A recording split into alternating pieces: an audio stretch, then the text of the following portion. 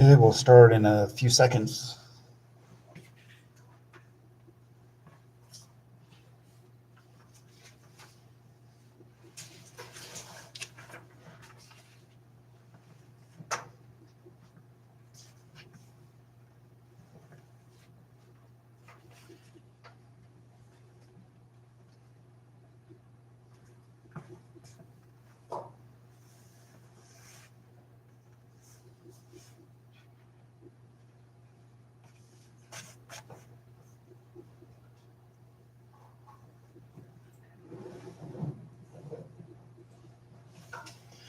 Okay, today we'll start the test 4 review.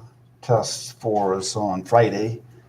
It will be over chapter 11, sections 1 through 9. Okay, so starting with problem 1, part A, compute the limits.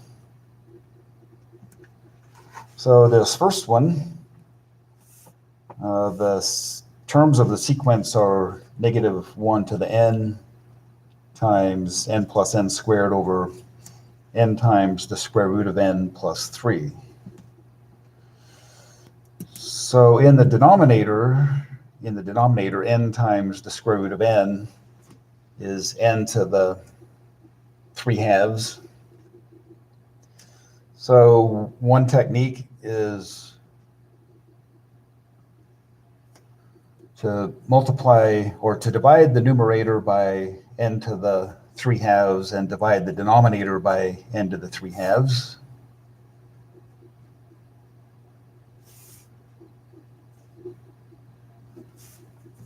So in the numerator, n divided by n to the 3/2 plus n to the second divided by n to the 3/2. In the denominator, n times the square root of n divided by n to the 3/2 is 1. And then plus 3 divided by n to the 3/2. So if you can read that, that's kind of sloppy, but let's simplify a little bit. So in the numerator, n divided by n to the 3/2 is 1 divided by n to the 1/2. And then n to the second divided by n to the 3/2 is n to the 1/2. And in the denominator, we'll leave everything the same, 1 plus 3 divided by n to the 3/2. So when we compute the limit, 1 over n to the 1/2 goes to 0. In the denominator, 3 over n to the 3/2 goes to 0. But n to the 1/2, as n approaches infinity, goes to infinity. So this limit does not exist. We say that it diverges to infinity.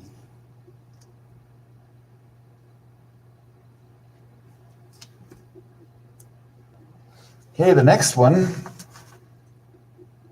we'll use a similar technique. The terms of this sequence are 3n to the second minus n divided by 6n minus 2n to the second. The term with the largest exponent in the denominator is the minus 2n to the second. So we use the same technique that we did in the part A. Divide every term in the numerator by n to the second. Divide every term in the denominator by n to the second. That's equivalent to multiplying by 1. So 3n to the second divided by n to the second is 3. And then minus n divided by n to the second is minus 1 over n. In the denominator, 6n divided by n to the second is 6 over n. And minus 2n to the second divided by n to the second is minus 2. So when we compute the limit, 1 over n goes to 0, 6 over n goes to 0. So the two numbers that are not affected by n are 3 divided by negative 2. So the limit is negative 3/2.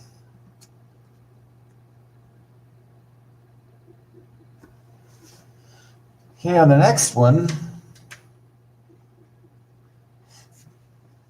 before writing the limit notation, let's do some arithmetic with this term, 2 to the n times n factorial squared divided by 2n factorial. So 2 to the n, that means n factors of 2. So 2 times 2 repeatedly, so I have n factors of 2.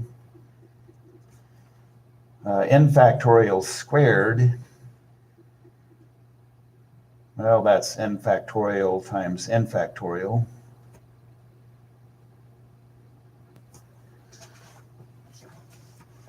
And the 2n factorial, so I'll write out what that means. That means 1 times 2 and so on up to 1 times n, and then times n plus 1 times n plus 2 and so on up to 2 times n.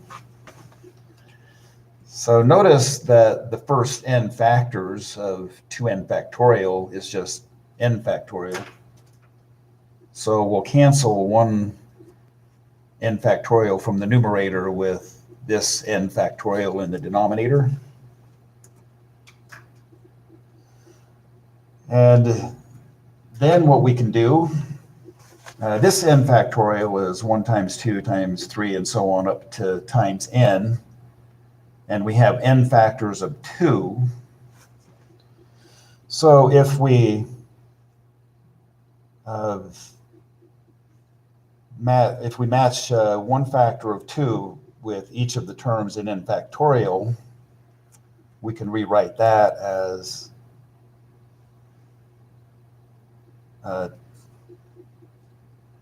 2 times 1 and 2 times 2 and so on up to 2 times n. You see what I did?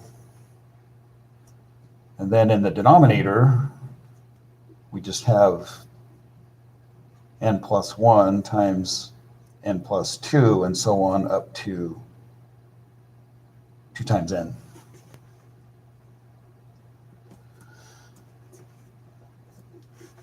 So the very last terms, 2n divided by 2n, that's just equal to 1. But notice that all of the other terms are less than 1. So I'm just multiplying a bunch of terms that are less than 1. But if I think of 2 times 1 over n plus 1 as 2 over n plus 1, and I'm multiplying it by numbers that are each less than 1, then this entire product has to be less than 2 over n plus 1.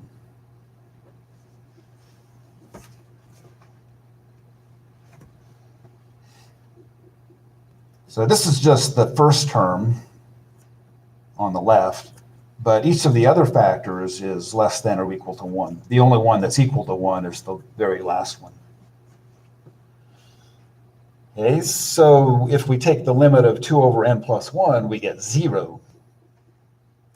And since these terms are less than 2 over n plus 1, the limit of this is also equal to 0.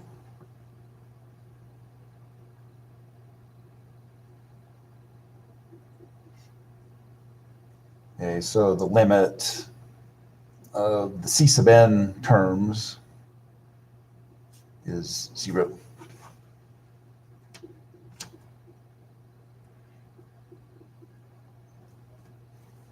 Okay, the next one, number 2, evaluate the following series.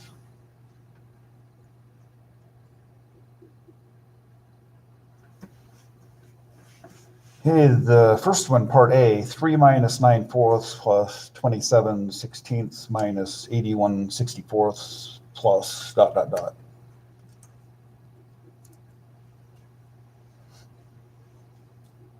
So notice we can factor 3 out of every term. So we get 3 times 1 minus 3 fourths plus 9 sixteenths minus 27 64ths and so on.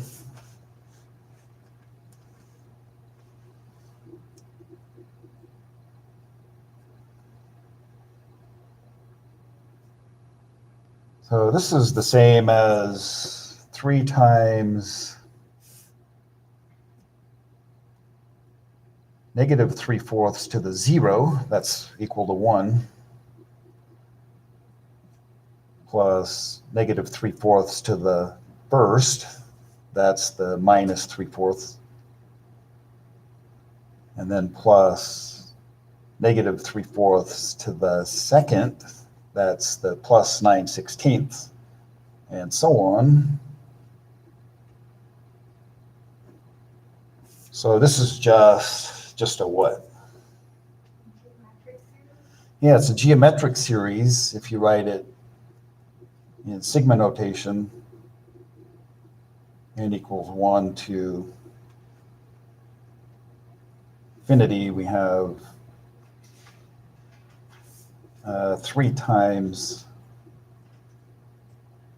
quantity negative 3 fourths to the n minus 1.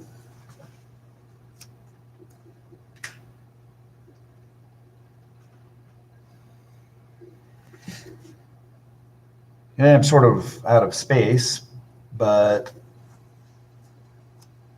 this, since the common ratio, negative 3 fourths, is between negative 1 and 1, this converges, and it converges to 3 divided by 1 minus negative 3 fourths.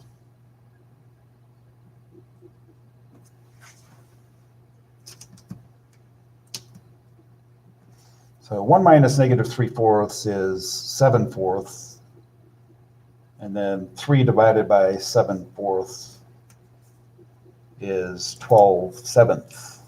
That's what I get. Is that what you got?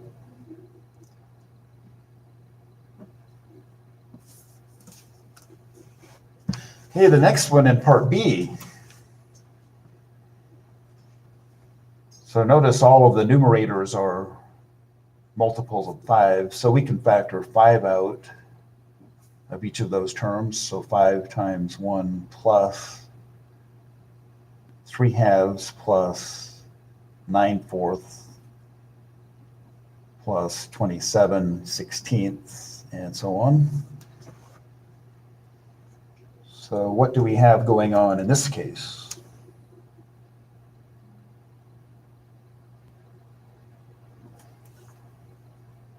So if you divide 3 halves by 1, you get 3 halves.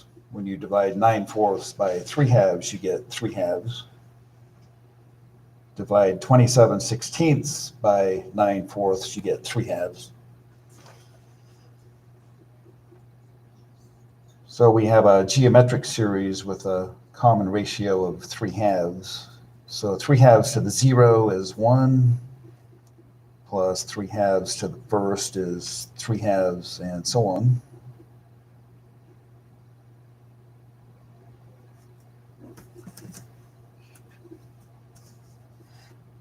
Okay, so in sigma notation, we can write this as the sum from n equals 1 to infinity of 5 times 3 halves to the n minus 1. So what do we say about this series? Yeah, it diverges because the common ratio is greater than 1. So this diverges because the common ratio, 3 halves, is greater than 1.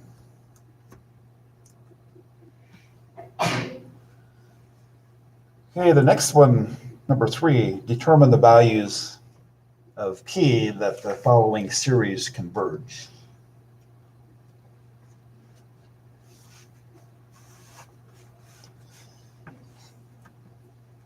Well, you can just, one way to do it is just to say, well, this is a P series, and we know that when the values of P are greater than 1, yeah, so when P is greater than 1, the P series converge.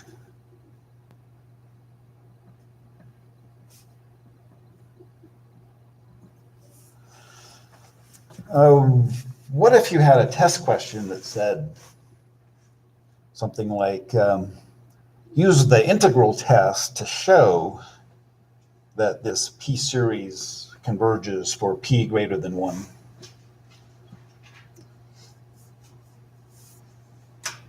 So this is, I'll just put a side note here. Integral test.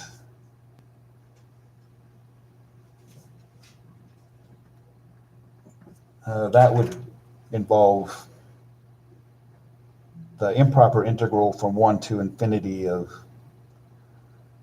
1 over x to the p dx. And then use what you know about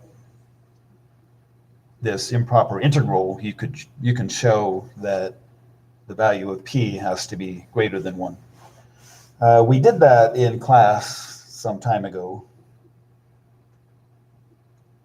But be familiar with the integral test at least, and evaluating improper integrals.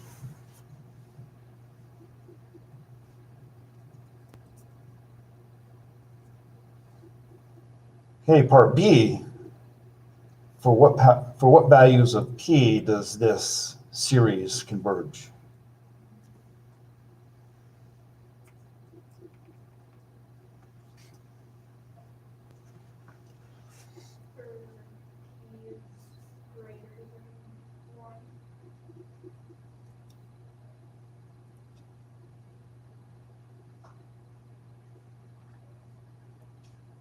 Okay. So think of this as the series from n equals 1 to infinity. 1 over p to the n is equivalent to 1 over p to the n. So in other words, it's a geometric series. So the values of 1 over p have to be, or in absolute value, they have to be between -1 and 1, right? So -1 is less than 1 over p, which is less than +1. But we want to solve for p.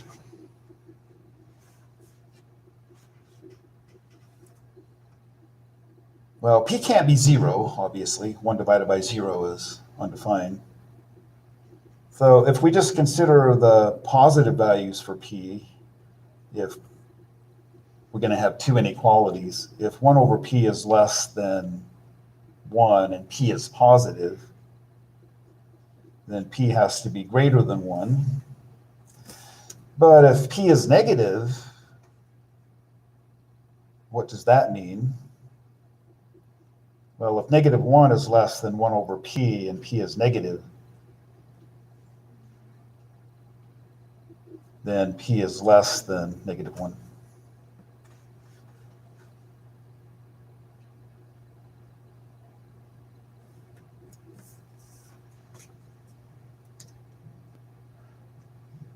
If you want more detail, so in the first case, if we assume p is positive, then 1 over p less than 1, if you multiply both sides of the inequality by p P over P is 1 less than P.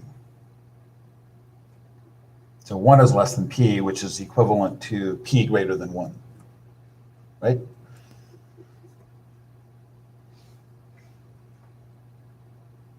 So 1 over P less than 1 implies 1 is less than P, but that's equivalent to P greater than 1. And then the other case, if P is less than 0, and we have negative 1 less than 1 over P, what happens when we multiply both sides?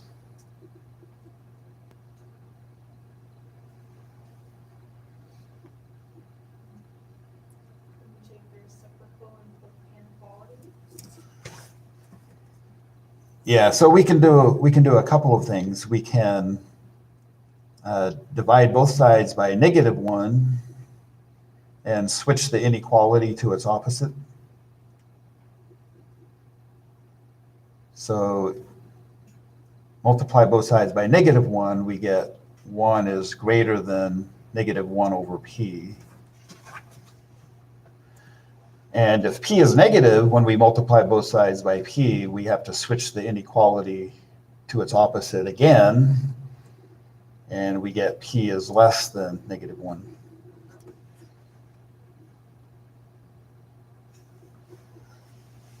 So don't make it more complicated than I did. So if you know this is true, just consider, well, if 1 over P is less than 1 and P is positive, then P has to be greater than 1. On the other hand, if negative 1 is less than 1 over P and P is negative, then P has to be less than negative 1.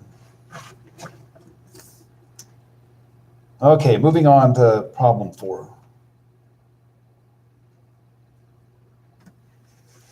Determine if the following series converge or diverge.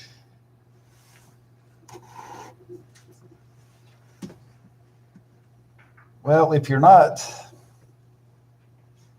required to go into a lot of detail, you can just state a couple of things to say whether the series converges or diverges. So what about this first one? The terms are 3 over n to the second.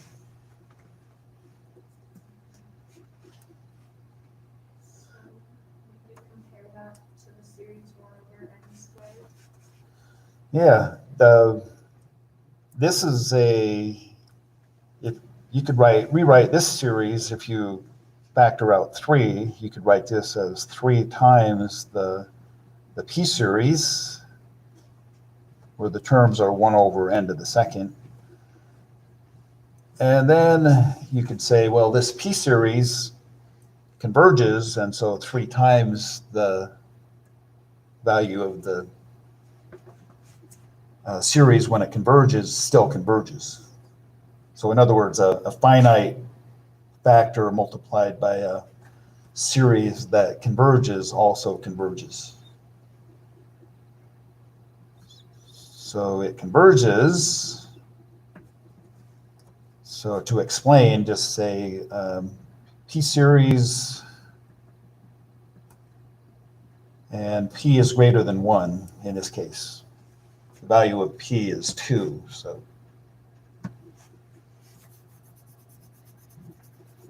So if it's just a short explanation, this is all you would have to say. Hey, what about part B?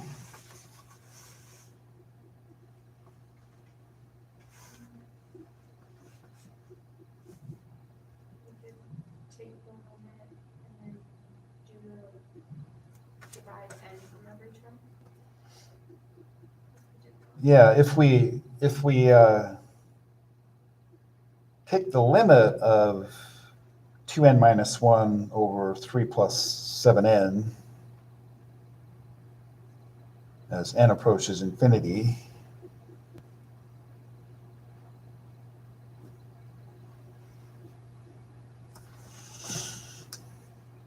well, we know enough to say what this limit is. Yeah, 2/7. if you put in more detail, we would just divide the numerator by n and divide the denominator by n. And then the 1 over n, the minus 1 over n, and the 3 over n would go to 0, and we would just be left with 2/7. So this limit does not equal 0, so what does that tell us? Yeah, this is the test for divergence.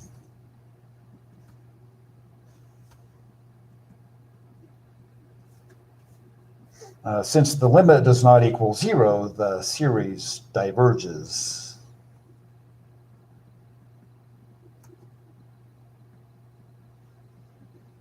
The point is that this limit does not equal 0.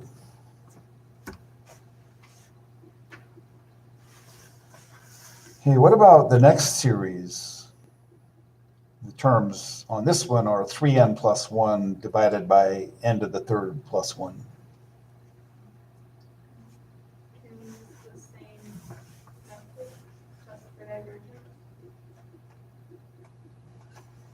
Do what?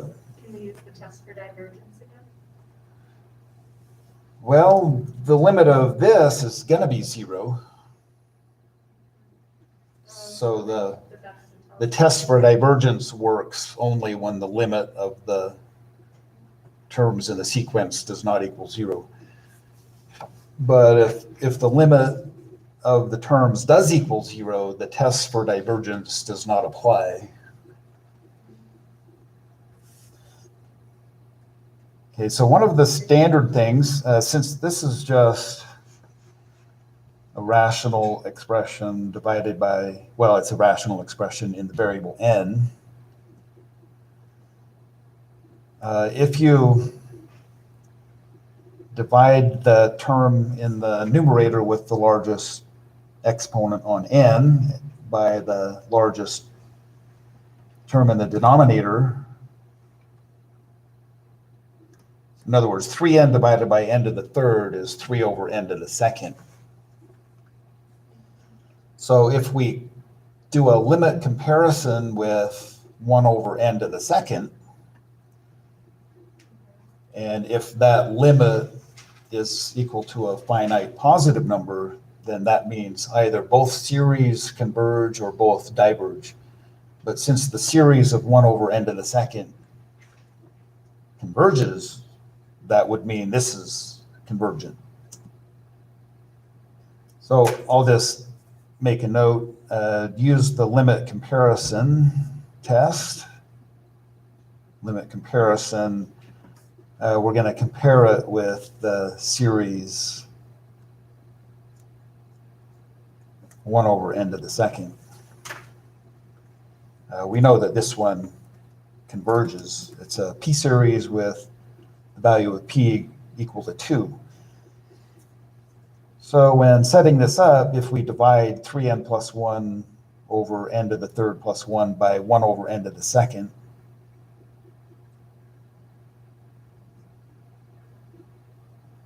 okay, so if we divide this by 1 over n to the second, that's equivalent to multiplying by n to the second over 1. And then we're going to take the limit of this. We'll simplify it a little bit more first. So we get 3n to the third plus n to the second over n to the third plus 1. And then when we take the limit,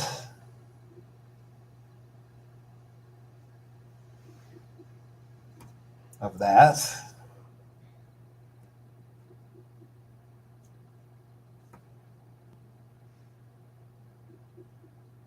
so since I don't have a lot of space, I want to take the limit of this as n approaches infinity. What's the limit?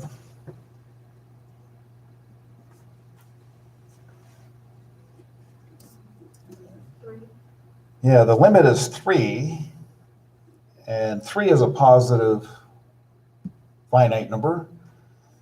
So by the limit comparison test, we conclude that this original series converges because when we compared it with this series that we know converges, we got a limit that is a finite positive number.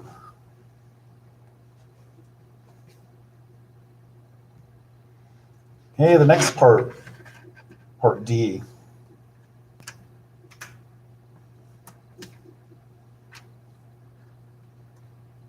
So the terms in this series are pi to the n divided by 4 times e to the n minus 1. The root test. Do what? The root test. I had something else in mind. The root test might work. I didn't try the root test on this one. But what I noticed is in the numerator, I have pi to the n. In the denominator, I have e to the n minus 1. So pi to the n is, if we rewrite it, pi to the n is the same as pi times pi to the n minus 1 over 4 times e to the n minus 1.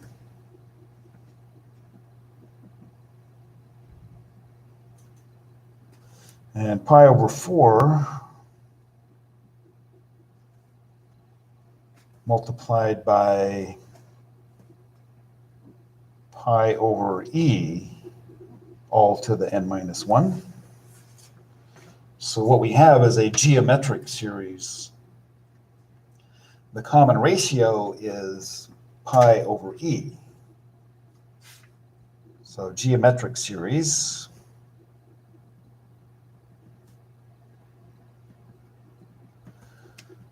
The common ratio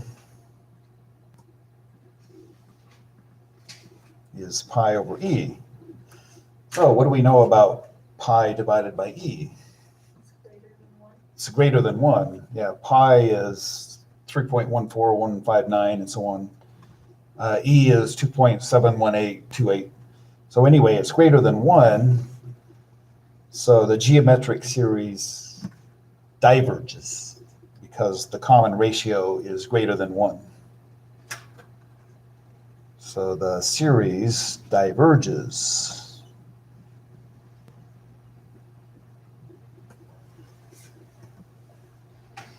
Okay, the next one, the infinite series of n to the second over e to the n.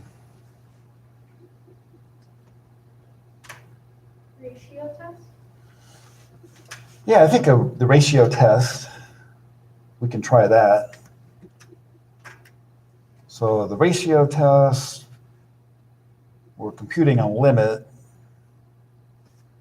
So in the numerator, we have n plus 1 to the second over e to the n plus 1. And we're going to divide this by n to the second over e to the n.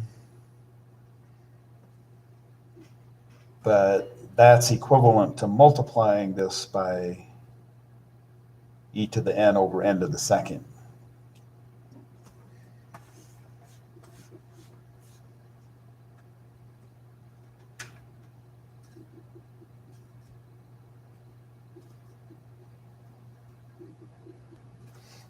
Okay, so n plus 1 to the second divided by n to the second, we can think of that as n plus 1 over n to the second.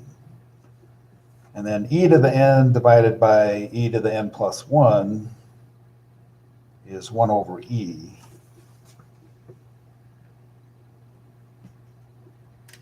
So the limit of n plus 1 over n as n approaches infinity is 1. 1 squared is 1. So this limit is 1 over e. And 1 over e is less than 1. So we use the ratio test. And what do we conclude? It converges because the limit of the ratio is less than 1.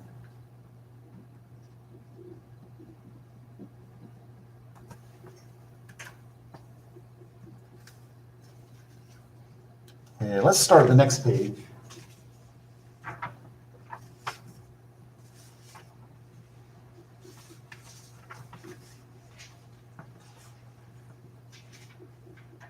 So in part A, determine which of the following series converge, justify answers, indicate which convergence test is used, and include all appropriate computations.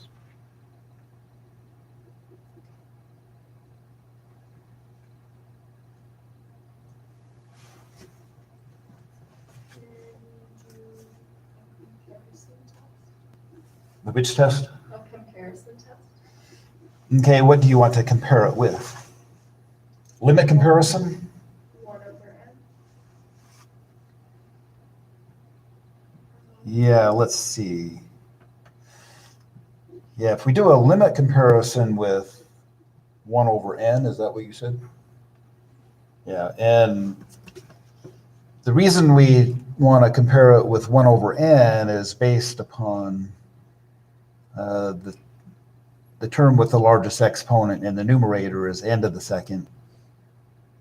The term with the largest exponent in the denominator is n to the third, and n to the second divided by n to the third is 1 over n. Yeah, so limit comparison with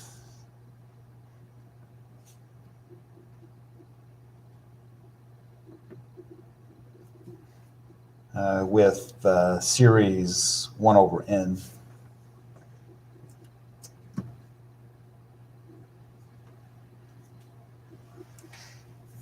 Okay, so we take the limit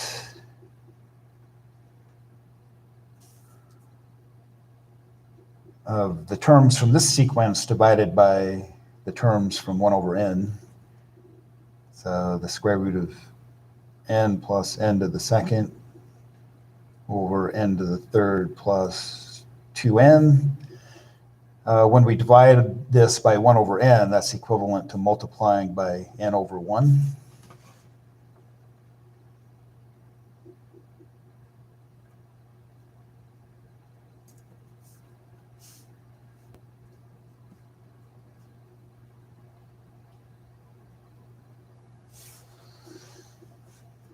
Okay, so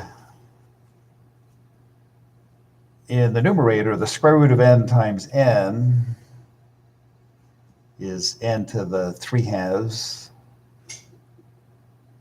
And then n times n to the second is n to the third. In the denominator, n to the third plus 2n.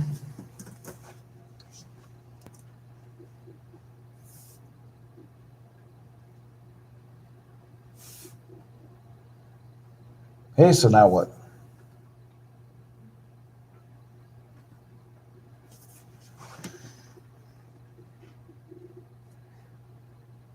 So now, one technique, the term with the largest exponent in the denominator is n to the third. So if we divide the numerator by n to the third and divide the denominator by n to the third, n to the 3/2 divided by n to the third is 1 over n to the 3/2. N to the third divided by n to the third is 1. In the denominator, n to the third divided by n to the third is 1. And 2n divided by n to the third is 2 over n to the second. Then we take the limit. 1 over n to the 3/2 goes to 0. 2 over n to the second goes to 0. So this limit is equal to 1. So for the limit comparison test, if the limit is a finite positive number, then that means both of the series either converge or diverge. So this series diverges.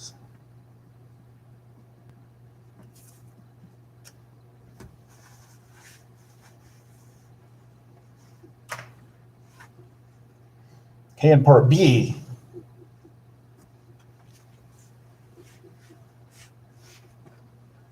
the series, the terms are 3 to the n over n factorial. Ratio test. Yeah, I would use the ratio test on this one. So ratio test.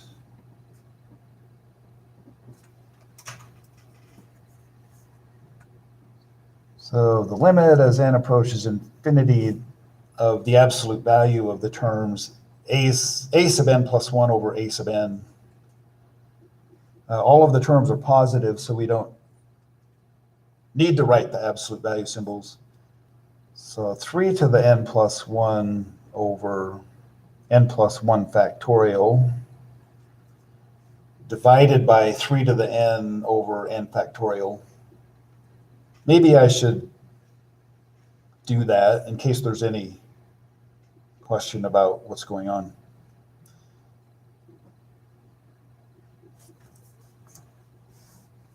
So the ratio test, we take the limit as n approaches infinity of the absolute value of a sub n plus 1 divided by a sub n. Yeah, but whenever you divide one rational expression by another, you can just multiply the rational expression in the numerator by the reciprocal of the one in the denominator.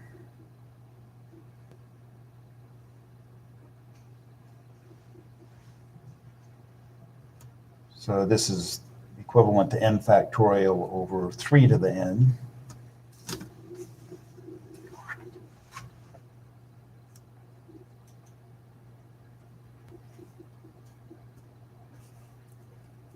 So you'll have more room on the test than what I've allowed here. So let's do some arithmetic. 3 to the n plus 1 divided by 3 to the n is 3 in the numerator.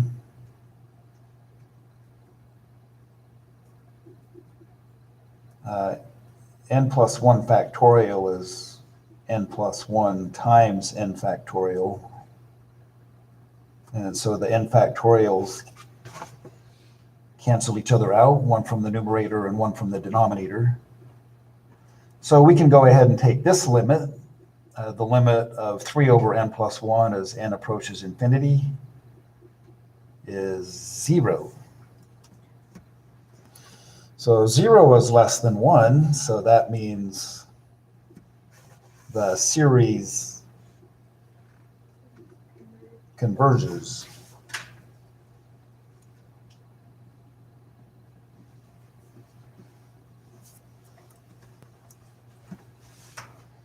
Okay, in part C,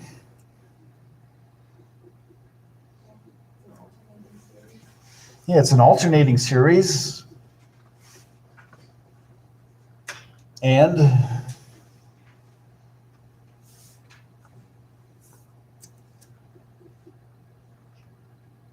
the terms 1 over the natural log of n as n increases, 1 over the natural log of n also decreases. Okay, so the alternating series test applies in this one. It's going to tell us that this series converges.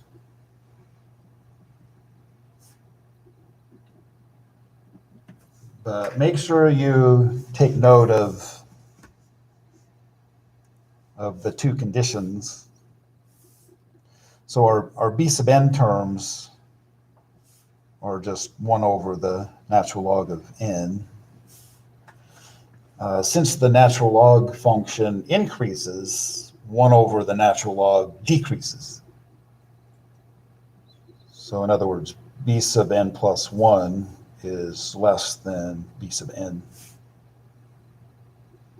for all n, right?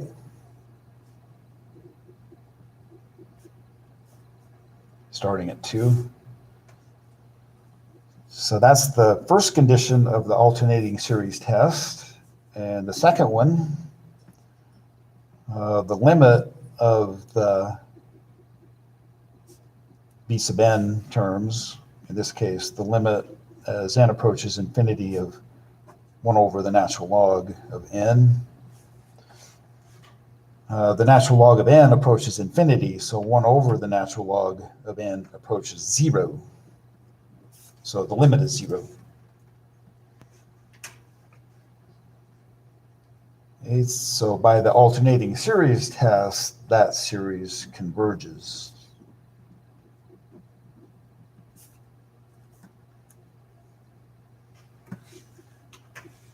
Okay, the next one, the infinite series, the terms are the square root of n over n to the fourth plus 1.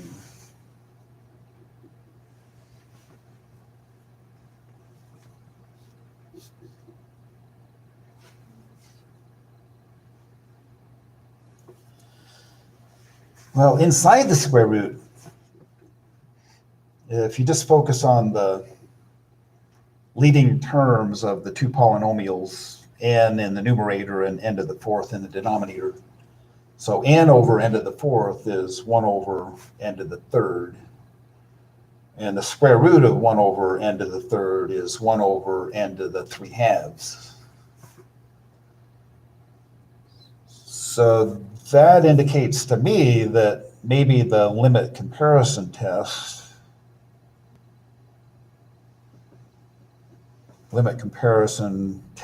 with the series 1 over n to the 3/2.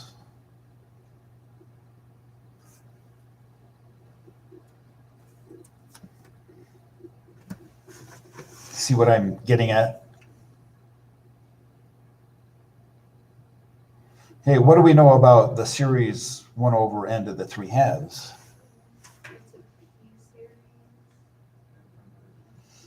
It's a P-series. Yeah, it's a p series. The value of p is 3/2. 3/2 is greater than 1, so this converges. So if, when we apply the limit comparison test, we get a limit that's equal to a finite positive number, then that will tell us that this series also converges.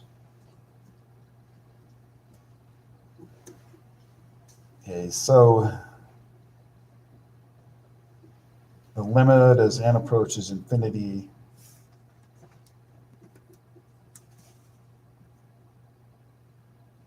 of the square root of n over n to the fourth plus 1 divided by 1 over n to the 3/2.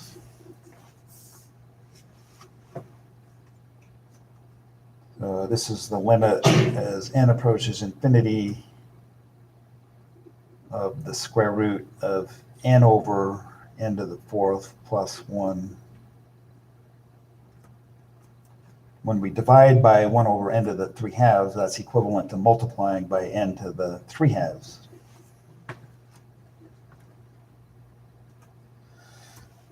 Notice that n to the 3/2 is the same as the square root of n to the third. So I want to move the term inside the square root, and I can do so if I square n to the 3/2, right? So I get the limit as n approaches infinity. So when I square n to the 3/2, I get n to the third. So I'm going to have in the numerator, inside the square root, n times n to the third over n to the fourth plus 1. And in the next step, I'll do a couple of things. Since we're taking the limit of what's going on inside the square root, we can just take the square root of the limit. So in the numerator, n times n to the fourth is n times n to the third is n to the fourth. In the denominator, n to the fourth plus 1. And we know what the limit of n to the fourth over n to the fourth plus 1 is.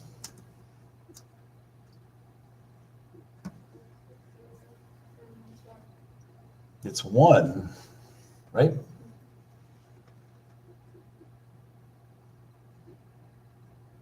So if you need more explanation on that, you can let me know. But anyway, this limit is 1. The square root of 1 is 1. This number is a finite positive number. So in the limit comparison test, it tells us that both series do the same thing. So we compared it with the series of 1 over n to the 3 halves, which converges. So we conclude that this also converges by the limit comparison.